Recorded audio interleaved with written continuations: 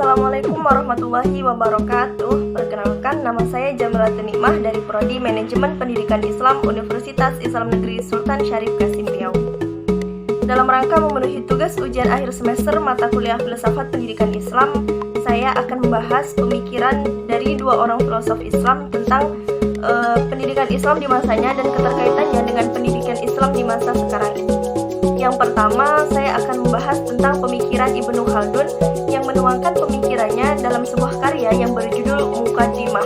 Di dalam buku tersebut, beliau mengatakan, jika seorang anak tidak mendapatkan contoh tata krama ataupun contoh pergaulan sehari-hari dari keluarganya, baik itu dari orang tua kandung ataupun guru-guru ataupun dari keluarga-keluarga yang lain, maka ia akan mendapatkan hal tersebut dari orang lain. Misalnya, dari lingkungan sekitarnya, dari teman-temannya, bahkan dari peristiwa-peristiwa yang terjadi di sekitarnya ataupun di lingkungannya. Realitanya di zaman sekarang ini, pendidikan Islam banyak mengoptimalkan tentang tata krama mengenai pergaulan-pergaulan tersebut. Contoh-contoh yang baik yang tidak didapatkan oleh anak dari keluarganya. Banyak sekarang ini anak-anak yang tidak mendapatkan contoh yang baik dari kedua orang tuanya. Oleh sebab itu, pendidikan Islam berupaya sekuat mungkin menanamkan tentang pendidikan, baik itu pendidikan umum maupun pendidikan keagamaan, agar ia bisa menjadikan hal tersebut sebagai pedoman ataupun pegangan dalam ia beretika, dalam ia bergaul sehari-hari. Lalu mengutip dari tokoh yang kedua, seorang filosof Islam, yaitu Ibnu Sina. Mungkin teman-teman juga sudah mengerti siapa itu Ibnu Sina. Beliau mengatakan bahwa tujuan dari sebuah pendidikan, terutama pendidikan Islam, yaitu diarahkan pada upaya persiapan hidup di dalam masyarakatnya secara bersama-sama, berkelompok, dan bergotong royong dengan melakukan pekerjaan ataupun keahlian yang dipilihnya sesuai dengan bakat, minat, potensi, dan bidang yang dia miliki.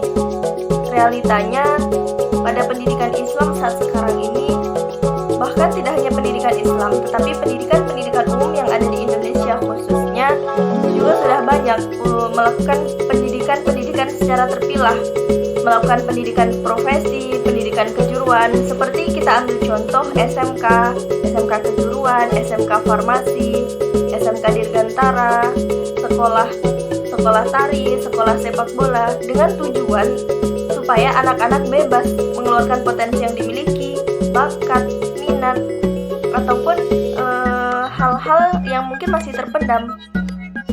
Pendidikan Islam ataupun pendidikan umum lainnya tinggal menggali potensi apa yang masih ada di dalam diri anak tersebut, lalu mengeluarkannya agar ia bisa melakukan suatu pekerjaan ataupun melakukan sesuatu hal sesuai dengan bakat ataupun bidangnya. Dengan demikian, pendidikan yang ada di Indonesia tidak hanya terpaku, tidak hanya monoton bahwa seorang siswa harus pandai ini, seorang siswa harus pandai segala hal, tidak, tetapi lebih mengutamakan apa yang ada pada diri anak didik, pada diri peserta didik, bagaimana ia bisa mengeluarkan potensi yang dimilikinya supaya anak-anak di Indonesia dapat mencapai apa yang diinginkannya, apa yang dicita-citakannya.